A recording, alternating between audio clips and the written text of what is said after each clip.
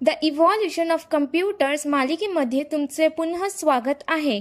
आजचा भाग अत्यंत महत्त्वाचा आहे कारण हा तो टप्पा आहे जिथे संगणक प्रयोगशाळा आणि उद्योगांमधून बाहेर पडून जगभरातील घरांमध्ये पोहोचले. भाग 6 मध्ये आपले स्वागत आहे. मायक्रोप्रोसेसर आणि पर्सनल कम्प्युटरचा उदय. मायक्रोप्रोसेसरचा जन्म. तिसऱ्या पिढीत आपण इंटिग्रेटेड सर्किट्स पाहिले, पण पुढचे पाऊल संगणकांना आणखी लहान आणि अधिक शक्तिशाली बनवणे हे होते.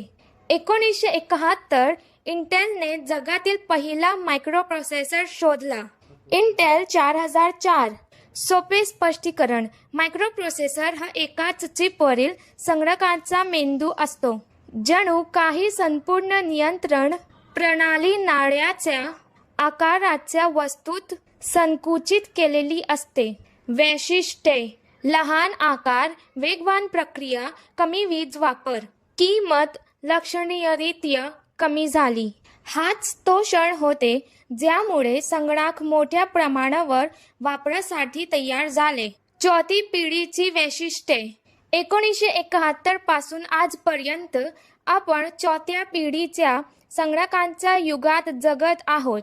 प्रमुख वैशिष्ट्ये: मायक्रोप्रोसेसरवर आधारित LSI आणि VLSI very large scale integration chips. घरगुती आणि वैयक्तिक संगणकांची सुरुवात. ग्राफिक्स आणि ऑपरेटिंग सिस्टमची उत्क्रांती. संगणक स्वस्त झाले. संगणक आता चैनीची वस्तू राहिले नाहीत, ते घरातील एक उपकरण बनू लागले. पर्सनल कम्प्युटरचा उदय. चौथ्या पिढीचा सर्वात मोठा प्रभाव म्हणजे पर्सनल कम्प्युटर्सचा PC उदय. महत्त्वाची मैलाचा दगड ठरलेले उपकरणे. ॲपल फर्स्ट 1976 स्टीव्ह जॉब्स आणि स्टीव्ह वॉझनियाक यांनी तयार केले. ॲपल सेकंड 1977 घरगुती संगणकांना लोकप्रिय केले. IBM PC 1981 कार्यालय आणि व्यावसायिक संगणकीय क्षेत्रात क्रांती घडवली. कोमोडोर 64 1982 परवडणारे लाखो युनिट्स विकले गेले. Mackintosh 1984 graphical user interface GUI सादर केला आणि माऊसला लोकप्रिय केले. हा तो काळ होता जेव्हा लोकांनी घरी संगणक आणायला सुरुवात केली. शाळांनी संगणक प्रयोगशाळा उभारल्या आणि कार्यालयांनी कागदी नोंदींऐवजी डिजिटल नोंदीचा वापर सुरू केला. हार्डवेअरमध्ये सुधारणा झाल्यामुळे सॉफ्टवेअरचाही विकास झाला. प्रसिद्ध operating system. MS-DOS Microsoft Windows graphical interface Macintosh OS. प्रगत सिस्टमसाठी युनिक्स आणि लिनक्स. GUI बरोबर ग्राफिकल युजर इंटरफेस.